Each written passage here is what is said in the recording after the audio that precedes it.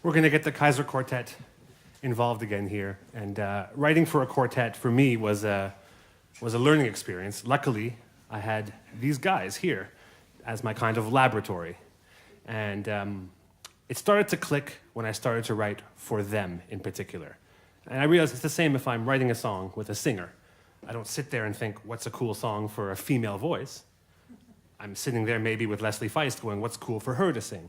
And it's the same with the Kaiser Quartett. Once I realized they were individuals with strengths and musical weaknesses, I was able to write for them in more effective and sometimes torturous ways for them. But my first thought was, what is the role of the string quartet in pop music? Because I wanted to make a pop album. Like every album I make, I think of as a popular music album, because I hope it's going to be music that will be popular. Simple as that. And so how do you think of the string quartet as a pop instrument? I think right away, you will probably think of this famous song from the 60s.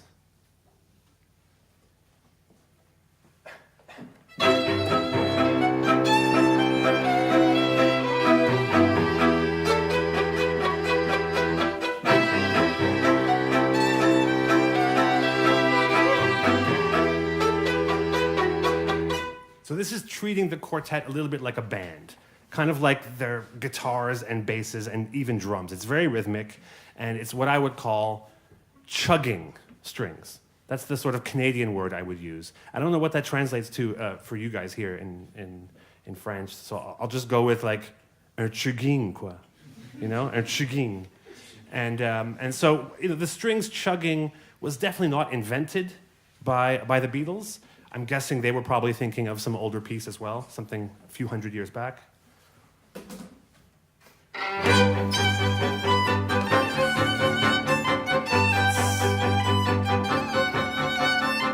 Stop. It's true. Someone in the audience went like, the minute they heard that. It's true. We've heard this so many times, and like when you hear this, you just picture this kind of very quaint, what we would call prancing. You know, there's dancing in English, but there's also prancing, you know? That's like a whole other thing.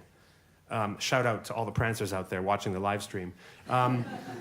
And so this needs to be turned into something much more gangsta and melancholy, and I think we should switch it from major to minor. Let's hear it.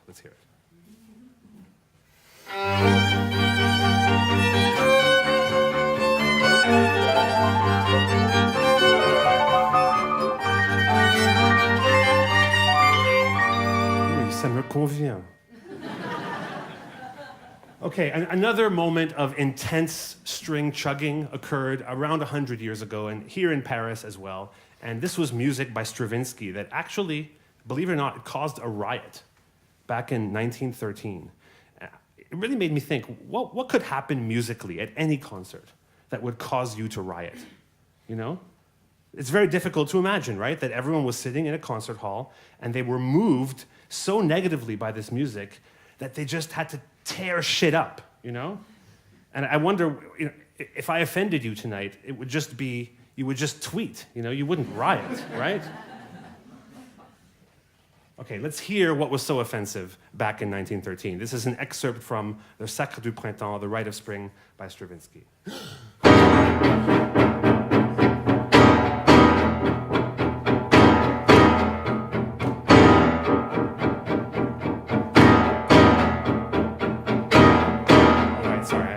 I made a mistake. It wasn't the chorus yet. Here comes the chorus. Ready? It's the catchy part. Here comes again. Catchy part. Sing along. Everybody sing along with Stravinsky.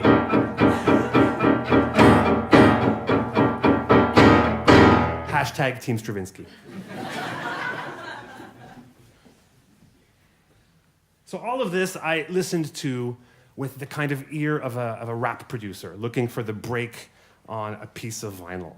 Except I wasn't listening to a piece of vinyl, I was listening to a string quartet, and with the sort of unconscious history of classical music that we all have stored in the back of our brain. And so all of this went in, including the Beatles, including a little minor Mozart and some Stravinsky, and it made this song called Advantage Points.